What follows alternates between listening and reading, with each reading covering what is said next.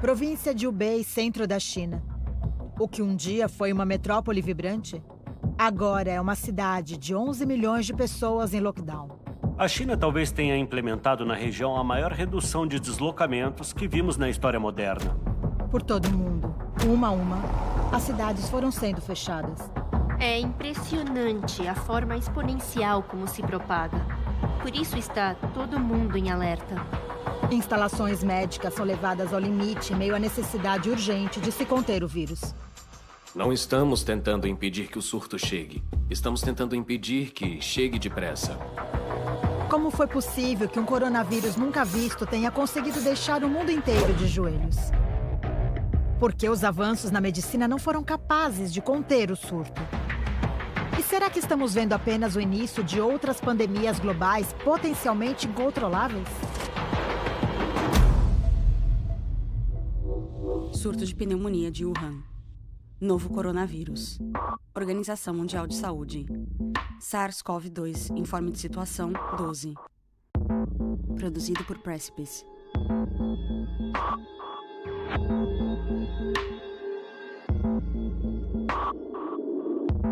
Para a CNA.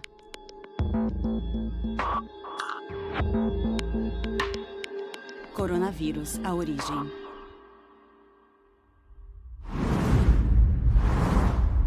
Wuhan, China. Dezembro de 2019, Wuhan, centro da China.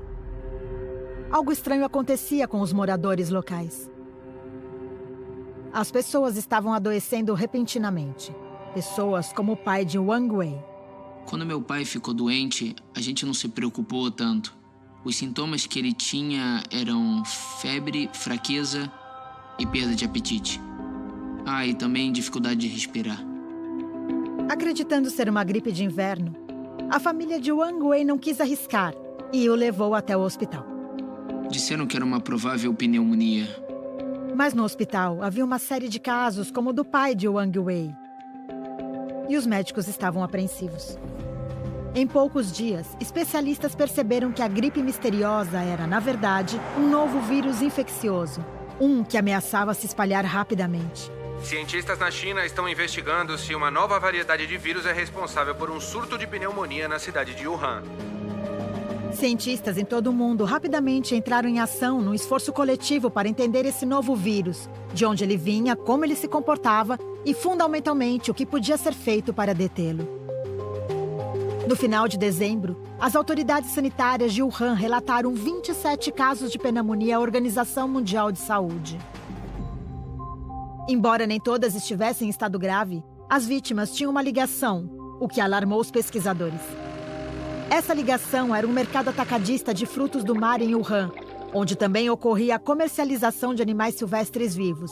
Todos os pacientes tinham visitado ou trabalhavam lá. Esse é um lugar realmente perigoso. Ele é ideal para a transmissão de um vírus como esse. Os cientistas vêm alertando sobre o perigo desses mercados há pelo menos meio século. Mas qual é exatamente esse perigo? O perigo é que, de alguma forma, o vírus que está dentro do animal consegue se deslocar entre diferentes espécies e chegar aos humanos.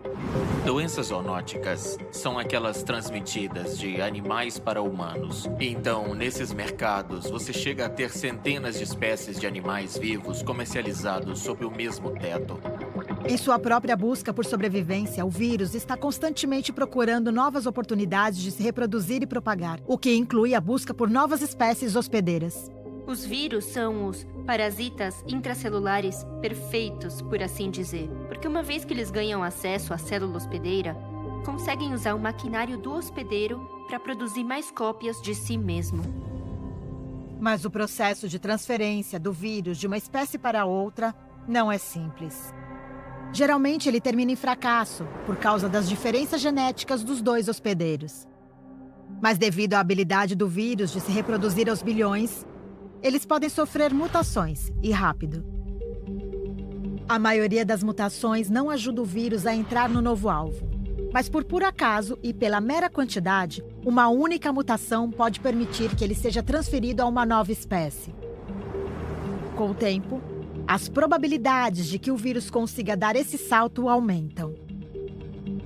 É por isso que mercados de animais são lugares perigosos, porque lá o vírus tem a chance de entrar em contato com muitos animais diferentes. E por tentativa e erro, quando um deles consegue sair, ou acaba infectando um ser humano, ou contaminando todo o mercado através de matéria fecal, urina, sangue, já que alguns animais são abatidos lá dentro. Então você tem sangue no local, pessoas usando mangueiras para tentar limpar o sangue, e assim esse vírus acaba infectando muita gente. Quando um vírus faz a transição de um animal para os seres humanos, as consequências são inúmeras. Das inofensivas até as fatais. Tem aqueles que podem causar sintomas, mas não se propagam demais. Um bom exemplo disso é a transmissão da raiva. Um cão morde um humano, os humanos pegam raiva, mas não passam para outras pessoas. E há as eclosões que ocorrem de tempos em tempos, como o ebola, que às vezes causa surtos bem perigosos e graves, mas ele acaba sendo controlado e desaparece. E depois volta a emergir. E tem alguns vírus que surgem do reino animal, contaminam os humanos e se tornam residentes permanentes. E um bom exemplo disso é o HIV, que acreditamos ter surgido, na verdade, no final do século XIX, início do século XX, e vindo de um primata não humano para um primata humano. Cientistas na China avançaram rapidamente e identificaram que o patógeno era um coronavírus. Analisando no microscópio de elétron, a gente vê uma espécie de coroa em torno desse vírus, por isso é chamado de coronavírus. A coroa em volta dele, na verdade, é a proteína. Ela ajuda o vírus a entrar nas células humanas. Na verdade, alguns vírus são moradores permanentes da população humana, são endêmicos, causam resfriados comuns. E há outros que surgem de tempos em tempos, da natureza, em geral são coronavírus que sofreram mutações de tal escala que causam mais infecções graves em seres humanos. Um surto anterior de coronavírus ameaçou o mundo em 2003. A SARS, ou Síndrome Respiratória Aguda Grave. Ela matou mais de 700 pessoas em todo o mundo. Mas apesar da experiência adquirida no enfrentamento da pandemia da SARS, os cientistas estavam com dificuldades para combater o surto desse novo coronavírus. A SARS-CoV-2 parece ser mais transmissível do que a SARS e se espalha durante o período de incubação. Ou seja, no período em que uma pessoa está infectada, mas ainda não desenvolveu os sintomas do vírus. E a SARS não se propagava no período de incubação e por isso foi mais fácil de conseguir controlar. Os especialistas à frente da investigação do novo coronavírus localizaram sua origem no mercado de animais de Wuhan. As autoridades chinesas então o fecharam e as amostras retiradas do local sugeriram que, assim como o SARS, o novo vírus talvez tenha vindo dos morcegos. Os morcegos são mamíferos únicos. Nós temos cerca de 5.000 espécies vivas de mamíferos. E 20% delas, ou seja, 1 em cada 5 é um morcego. Morcegos são os únicos mamíferos voadores. Eles têm um sistema imunológico muito especial, então não adoecem com o vírus. Felizmente, a transmissão do vírus para o humano é muito raro que aconteça e muito difícil. Então hoje sabemos que a maioria dos vírus que os morcegos carregam e que causam doenças zoonóticas em humanos são através de um animal intermediário. Em Wuhan, o foco agora estava em descobrir qual poderia ser esse elo causador. Identificá-lo poderia ajudar a impedir outros surtos. Existe muita especulação sobre esse animal X. Estamos falando aqui muito provavelmente de um vírus no morcego transmitido a um hospedeiro intermediário e nós o chamamos de animal X.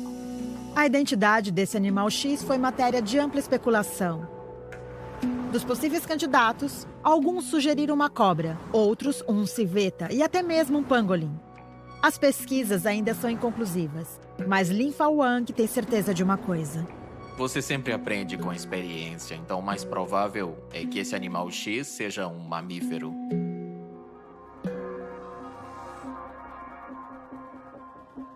Os cientistas se apressaram para descobrir mais sobre o novo coronavírus.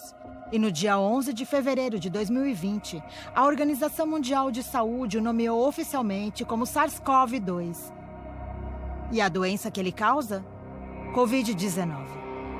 Venho a declarar uma emergência de saúde pública global de grande alcance. As tentativas cada vez mais desesperadas dos países em todo o mundo para conter a propagação iam se provando inúteis. E com isso surgiu uma nova preocupação. O vírus estava começando a ganhar massa crítica. Coronavírus, a origem. A pneumonia viral atingiu a cidade de Wuhan, no centro da China. Disseram que era uma provável pneumonia? Cientistas na China avançaram rapidamente e identificaram que o patógeno era um coronavírus. O SARS-CoV-2 parece ser mais transmissível do que a SARS. Venho declarar uma emergência de saúde pública global de grande alcance. Agora, coordenando seus esforços, a China e a OMS passaram a compartilhar o máximo de informações possível sobre o novo coronavírus. Eles conseguiram identificá-lo como um novo coronavírus em um período muito menor. Mas mesmo assim, tem muitas coisas que ainda não sabemos. Atualmente, o centro coordenador de todas as informações é a Organização Mundial de Saúde. A OMS pega essas informações, as peneira, busca confirmar a validade delas e então faz uma análise de risco quase diária com as evidências que possui e então lança as recomendações. São em salas de controle como essa em Manila que a OMS planeja sua resposta. Para que ela dê certo, é crucial que os países compartilhem dados de forma eficiente. Em geral, o que se analisa é quem está doente, por que está ficando doente, como está ficando doente. E então, imediatamente, você começa a tentar descobrir como fazer para impedir a propagação. Uma forma de revelar os segredos de um vírus é analisar seu código genético. Dias após a divulgação do surto, cientistas chineses descobriram a sequência genética do vírus e a dividiram com o mundo. O que é muito importante é que há cerca de 20 ou 30 anos, nós somos capazes de sequenciar o genoma de um novo vírus. Isso significa que podemos entender como os blocos construtivos do vírus estão encaixados e também podemos dizer muitas vezes de onde o vírus veio e para onde está indo. E uma vez que tínhamos a sequência genética desse coronavírus, foi possível identificar que ele era muito parecido geneticamente. Cerca de 80% de sua constituição genética era parecida à do vírus da SARS. Mas o fato de haver semelhança genética entre vírus da mesma família não significa que eles vão se comportar da mesma forma necessariamente. Quando você tem 20% de diferença, isso é uma grande diferença. Então, sim, eles têm uma ligação. E podemos usar o que aprendemos da SARS para prevenir um novo coronavírus. Sim, podemos usar o conhecimento. Mas eu acho que não podemos apenas transferir o que sabemos da SARS para esse coronavírus. Ainda temos que fazer novas pesquisas. A questão é como esse vírus acaba se manifestando em seres humanos. 9 de janeiro de 2020. Em Wuhan, o novo coronavírus causa sua primeira morte. A vítima é um homem de 61 anos que havia visitado o mercado de Huanan. E ainda mais preocupante, cerca de 5 dias depois, sua esposa, que não havia ido ao mercado, também é diagnosticada com o coronavírus. Isso mostrou pela primeira vez que o vírus era transmissível de humano para humano. Uma evolução assustadora. Os vírus podem ser transmitidos entre indivíduos de várias formas diferentes. Alguns vírus são transmitidos através do contato com o sangue. Outros vírus são os que chamamos de aerossóis. Esse vírus é capaz de se conectar a pequenas partículas de poeira no ar e ainda permanecer nessa partícula por muito tempo. Tanto que quando sopra o vento, ele ainda está lá. E pode viajar longas distâncias. E tem a transmissão por gotículas, que é quando você está relativamente perto de alguém e se a pessoa espirrar ou tossir, você pode entrar em contato com essas gotículas e se infectar. As primeiras pesquisas sugeriram que o novo vírus poderia sobreviver fora do organismo por períodos significativos. Ele poderia ficar suspenso no ar por horas e permanecer ativo por dias em superfícies duras como metal. Precauções. Estava claro para os cientistas que esse novo coronavírus era altamente transmissível. Às vezes, determinado indivíduo tem uma maior capacidade de propagar o vírus do que outros. Se certa pessoa for infectada e espirrar, por exemplo, ela pode liberar centenas de milhares de milhões de vírus no ar. Tudo depende do paciente. Algumas pessoas, quando espirram, só soltam um número pequeno de vírus. Outras soltam um grande número de vírus e chamamos essas pessoas de supercontagiantes. Então, se a pessoa infectar uma ou duas, Não é uma super contagiante, mas se infectar mais de 10, aí sim é super contagiante. Com os casos crescendo muito na província de Hubei e escapando para além de suas fronteiras, o surto escalava rapidamente e se transformava em uma epidemia. Mortes por Covid-19. A China talvez tenha implementado na região a maior redução de deslocamento que vimos na história moderna e, sem sombra de dúvidas, a maior durante uma pandemia. Da noite para o dia, Wuhan se tornou uma cidade fantasma. Estações de trem, normalmente lotadas de passageiros, agora estavam desertas. Restaurantes e lojas que antes fervilhavam, de repente se encontravam vazias. Ruas e estradas eram bloqueadas, enquanto os moradores de Wuhan se trancavam em suas casas. Quando você lida com surtos de patógenos desconhecidos, com algo que você nunca viu antes, é muito melhor exagerar do que subestimar. É claro que existe o perigo de você ser acusado de errar, mas acho que é muito melhor estar errado que não informar e haver mortes. Conter um vírus novo e virulento não é um trabalho fácil. E essa tarefa fica ainda mais difícil em uma cidade que também é um dos maiores centros de transporte do país. A cidade de Wuhan fica quase no meio da China. E existe uma rede de transporte muito extensa passando por ela. E por isso há um grande número de pessoas que chegam ao aeroporto de Wuhan de várias partes da China e de partes do mundo. Apesar do extraordinário esforço para deixar a cidade sob quarentena, o vírus não foi contido. Aparentemente, ele tinha sua própria técnica para passar incógnito, uma na qual as vítimas não mostravam sintomas nas fases iniciais da infecção, o que ajudou a espalhar o patógeno ainda mais entre as pessoas desavisadas.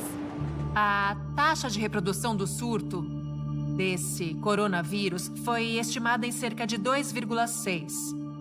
Isso significa que uma pessoa é capaz de infectar 2 ou 3 outras pessoas. Como resultado, a propagação pode fugir rapidamente ao controle, principalmente quando algumas pessoas não apresentam sintomas durante o período de incubação do vírus. O novo vírus estava mostrando uma tendência maior a se reproduzir do que até mesmo a SARS. Em apenas 1/4 do tempo, por exemplo, o número de casos da SARS-CoV-2 já era 10 vezes maior. Nós sabemos que o Covid-19 se propaga logo no começo da doença. A SARS se espalhou particularmente em hospitais quando os pacientes estavam mais enfermos e a carga viral era maior. Essa doença é diferente. Nessa, a transmissão é principalmente comunitária e a propagação começa muito cedo, logo nos primeiros dias de doença. Inclusive, já tivemos exemplos de transmissão antes dos sintomas começarem. Aparentemente, não havia nada que os cientistas pudessem fazer. Esse era um vírus altamente evasivo e estava se espalhando entre as pessoas muito mais rápido do que se imaginava. 10 dias antes do lockdown sem precedentes que a China implementou para prevenir sua propagação, o vírus já havia aparecido em solo estrangeiro. Coronavírus, a origem. 9 de janeiro de 2020. Em Wuhan, o novo coronavírus SARS-CoV-2 havia causado a primeira morte.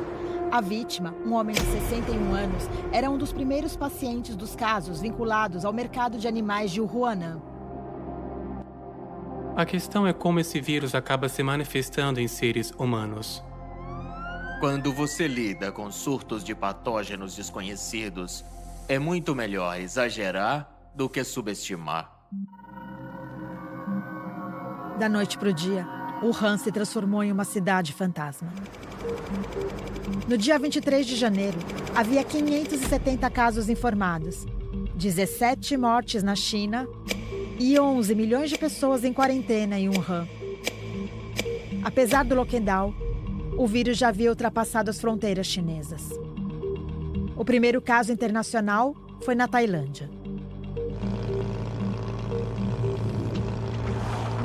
A Tailândia informou o primeiro caso de coronavírus de Wuhan fora da China. Impelidos a agir, cientistas em todo o mundo trabalharam contra o tempo para desacelerar a propagação. E a OMS estava no centro desse esforço conjunto. A China detectou essas doenças desconhecidas e identificou o coronavírus em um curto período. e dividiu a sequência genética com outros países. Então recebíamos diariamente essas informações, analisávamos as informações e depois as compartilhávamos com os países membros. Além do compartilhamento de dados, um passo vital para controlar a propagação de um vírus é rastrear cada pessoa com quem o paciente infectado teve contato. Rastreamento de contato é identificar todas as pessoas que tiveram contato com outra pessoa que foi infectada antes ou depois dos sintomas começarem a aparecer. E essas pessoas, elas são isoladas ou se solicita que façam auto-isolamento, ou elas às vezes são colocadas em quarentena e monitoradas por um período de até 3 semanas para ver se desenvolve sintomas. Na China, o trabalho de rastreamento de contato foi um empreendimento em grande escala. Só em Wuhan, mais de 1.800 epidemiologistas rastrearam dezenas de milhares de contatos por dia. Mas o esforço rapidamente provou seu valor. Entre 1% e 5% dos contatos acabaram dando positivo para o Covid-19. Mas havia um grupo de possíveis casos que confundia os cientistas. Algumas pessoas que podiam estar infectadas, em algum momento não desenvolveram nenhum tipo de sintoma. Nem cansaço, nem dores musculares. Elas eram assintomáticas. E isso pode ser bastante preocupante, porque ficamos sem saber qual a extensão da real infecção da população. Com a explosão dos casos, governos de todo o mundo passaram a prestar mais atenção na crise e a preparar suas próprias estratégias de combate ao surto. As linhas aéreas começaram a suspender voos enquanto o medo pela epidemia de coronavírus dispara. A Agência Nacional de Aviação pediu que aeroportos e linhas aéreas começassem a monitorar passageiros desembarcando do Japão e da Coreia do Sul. A contenção agora era uma estratégia crucial contra o Covid-19. Para minimizar os riscos de importar pessoas infectadas, os países começaram a restringir voos das regiões afetadas. Os países estão fazendo várias coisas para se protegerem. Uma delas é simplesmente monitorar o que está vendo na China, para tentar entender o que está dando certo e o que não está dando. Um segundo ponto é que alguns países já adotaram medidas para reduzir a quantidade de viagens entre eles e a China. E as pessoas que chegam da China estão sendo colocadas em quarentena. Eu voltei da China 4 dias atrás. Eu era parte da missão conjunta da OMS na China, então, assim como ocorre em Singapura e, na verdade, em vários países do mundo, a ordem é para que haja quarentena de 14 dias para as pessoas que estão retornando das áreas de alta transmissão. Eu tô em casa, tô trabalhando normalmente, mas eu tô fazendo isso da minha casa, do meu home office. Mesmo com a suspensão cada vez mais disseminada das viagens em todo o mundo, os cientistas não podiam se dedicar a deter o vírus. Eles tinham um objetivo diferente, mais pragmático. Não estamos tentando impedir que o surto chegue. Estamos tentando evitar que chegue depressa. Se ele vier rápido demais, os sistemas de saúde vão ficar sobrecarregados e a taxa de mortalidade dispara quando os sistemas de saúde entram em colapso.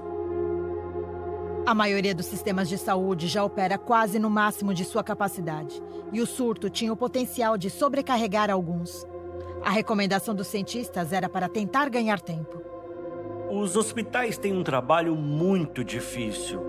Eles precisam cuidar dos pacientes com segurança, mas também precisam garantir a segurança dos profissionais de saúde. Então eles precisam garantir que haja quartos suficientes para os pacientes. Também precisam de transportes seguros, como ambulâncias. Você precisa de um sistema de saúde, um hospital ou uma clínica que possa cuidar dos pacientes com segurança. Em Wuhan, os hospitais estavam com dificuldades para lidar com o fluxo de pacientes. Liu A, um morador da cidade, teve uma amiga infectada pelo vírus, mas ela não estava recebendo nenhum tratamento médico. Bem no início, quando ela teve os sintomas, ela foi no hospital e o médico a diagnosticou com a doença, mas não conseguiu interná-la no hospital, porque eles estavam muito limitados, de médicos e leitos no hospital. Então a mandaram para casa para ficar de quarentena, mas eu acho que é uma situação especial em que os recursos são muito limitados, né? Com os olhos do mundo voltados para Wuhan, as autoridades chinesas se sentiram impelidas a ampliar seus esforços. Em uma ação sem precedentes, as autoridades construíram e readaptaram 16 hospitais em questões de semanas. Foi graças a esse empenho que pacientes como a amiga de Li Han puderam finalmente receber tratamento médico. Demorou uma semana desde que ela foi internada no hospital, mas ela me disse que está melhorando.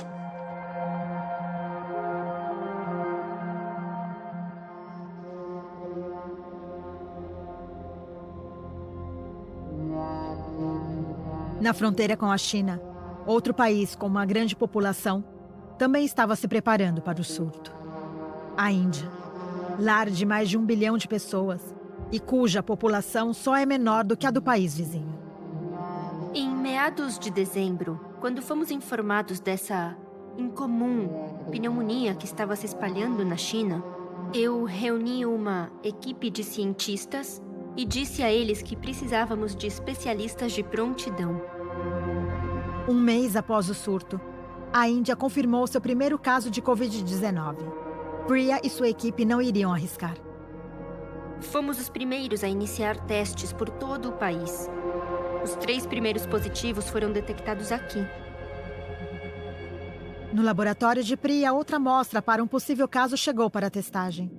Conhecido como teste PCR, uma amostra, como um muco coletado na garganta, é retirado do paciente.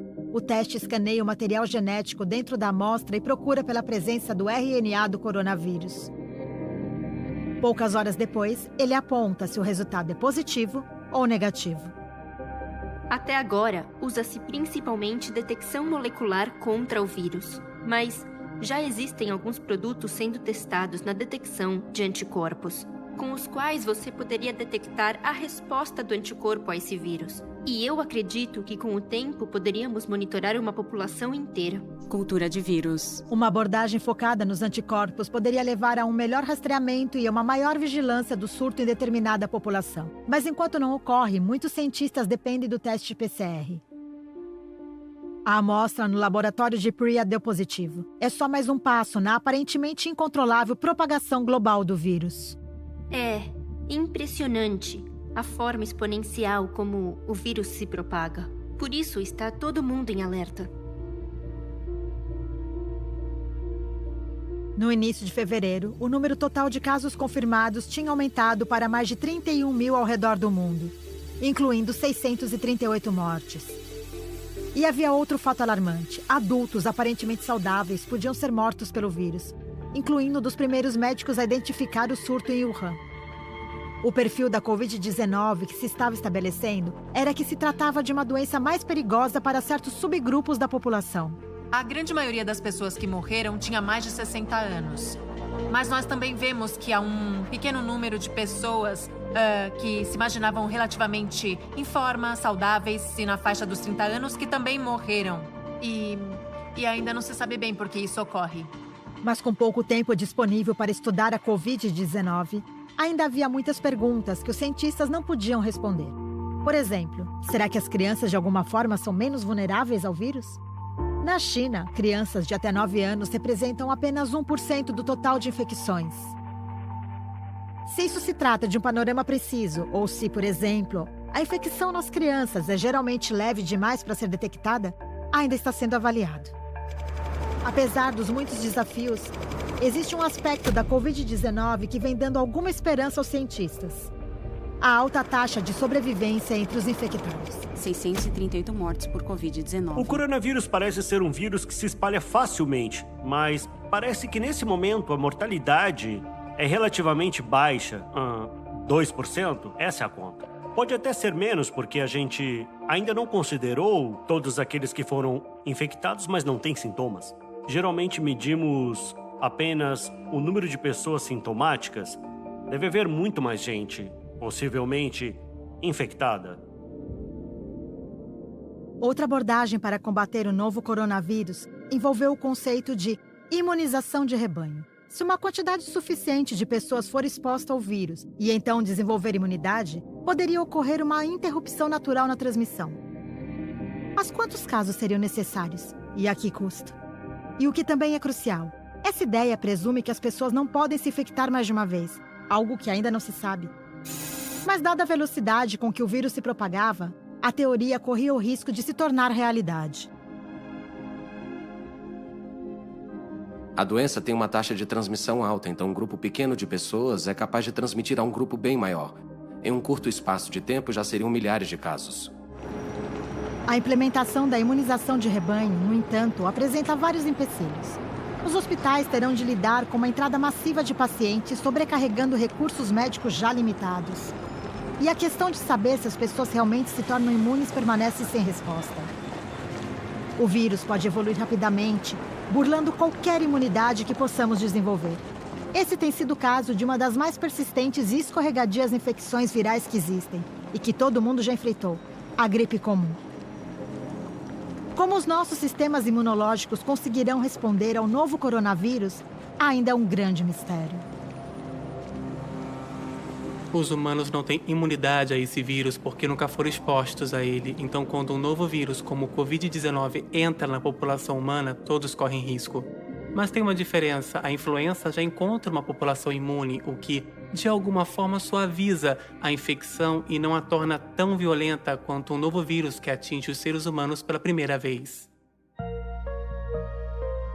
Os riscos da inércia coletiva contra um vírus tão novo são imensos. Um estudo do Imperial College de Londres ressalta o tamanho da devastação do vírus e como seus sintomas castigariam a população global se o surto simplesmente tomasse o seu curso. Os pesquisadores estimaram que impressionantes 7 bilhões de pessoas seriam infectadas e 40 milhões morreriam da doença se não houvesse uma intervenção. Mas que, ao se tomar ações drásticas e se reduzir o contato social, esses números certamente poderiam diminuir de forma considerável.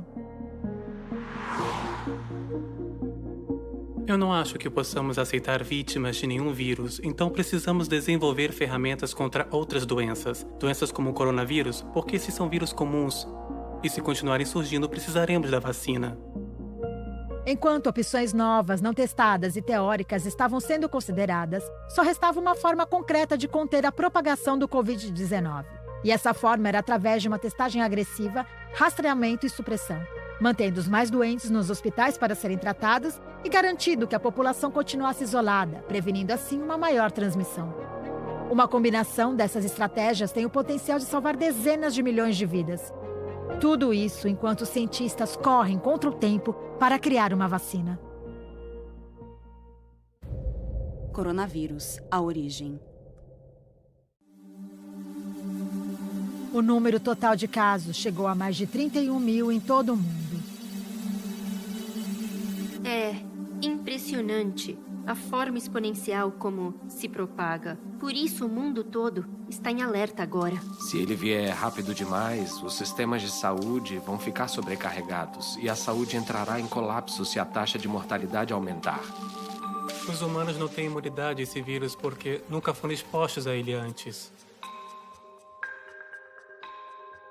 Enquanto cada vez mais países implementavam uma quarentena estrita e um rígido controle comunitário para diminuir a propagação do novo vírus, os cientistas estavam em uma corrida contra o tempo para criar a vacina.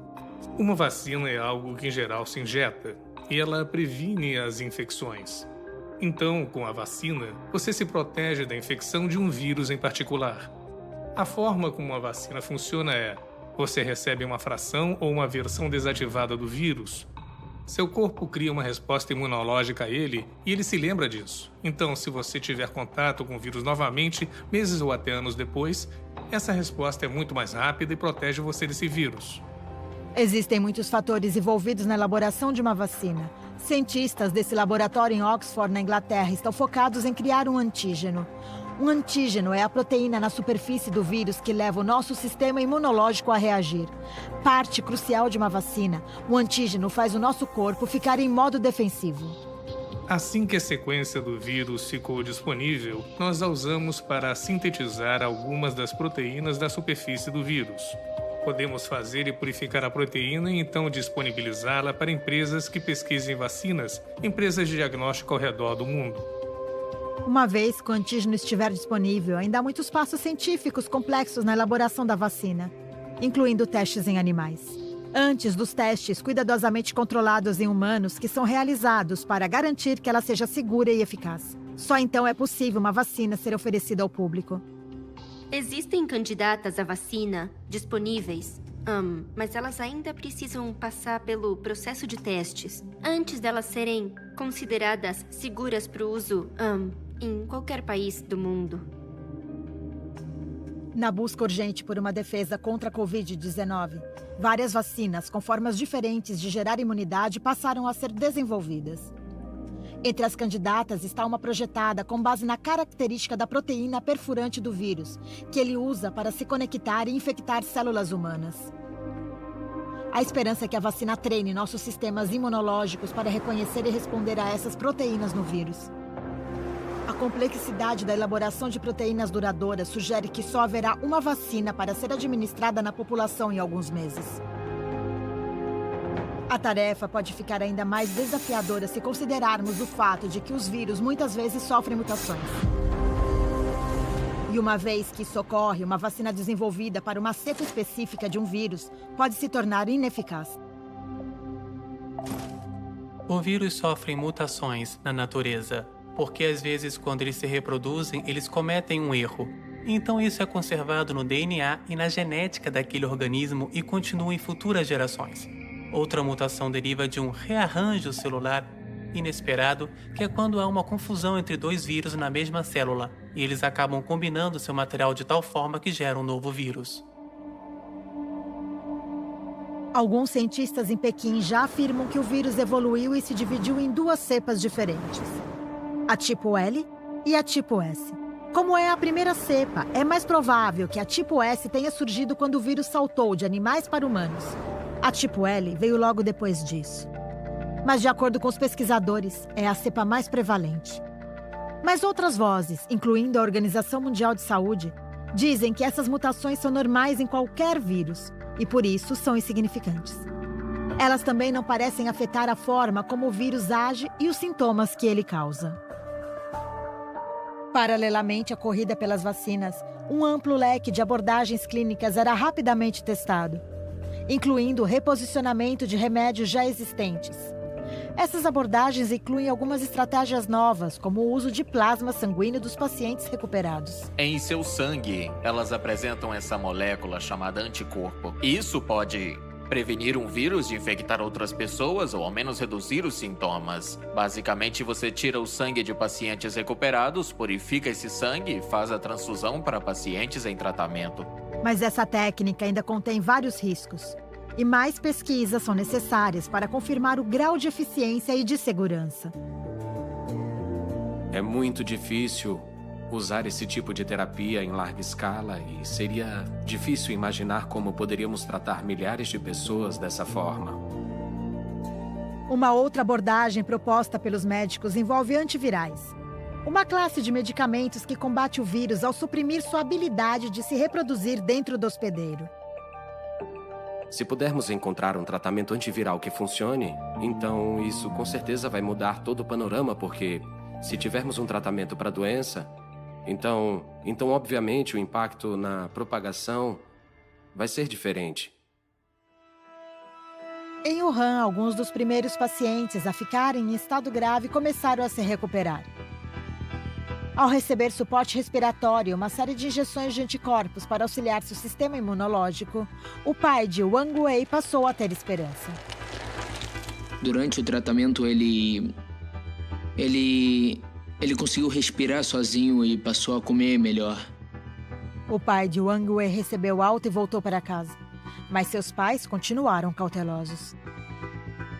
Desde que o meu pai deixou o hospital e veio para casa, ele e minha mãe estão ficando em quartos separados. Eles estão mantendo a energia positiva.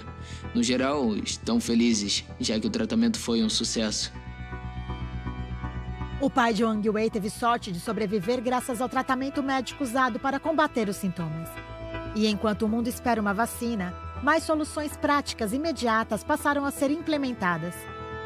Lavar as mãos minuciosamente com sabonete ou usar gel higienizante para as mãos se tornou mantra na prevenção da propagação do vírus.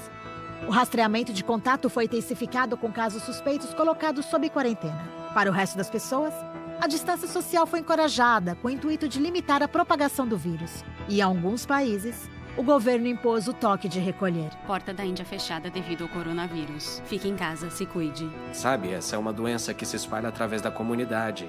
E por isso a solução está na comunidade. E ela precisa ser honesta.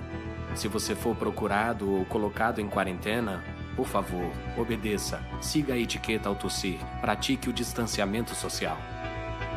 O distanciamento social foi considerado uma estratégia crucial para achatar a curva da pandemia. Devido à escala exponencial com que o vírus se espalha, até mesmo uma redução parcial no contato entre as pessoas pode levar a uma grande queda na transmissão. Se uma pessoa infecta outras 2,5 pessoas em média, após 30 dias, cerca de 406 pessoas terão sido infectadas pelo caso original. Mas se o distanciamento social puder reduzir apenas a metade o número de transmissões a partir do primeiro dia, após 30 dias, somente 15 pessoas estariam infectadas. Existem muitas coisas que a comunidade pode fazer para combater o vírus. Na verdade, o engajamento das pessoas pode ser mais um aspecto dessa luta.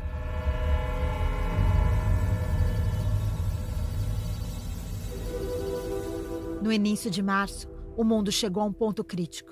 O número de casos fora da China estava crescendo mais rápido que na própria China. E tinha todas as características de uma pandemia. Seu desenvolvimento poderia ser afetado pela sazonalidade. No passado, mudanças no clima ajudaram a reduzir as doenças.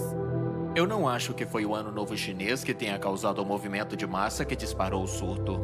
Acho que foi o inverno.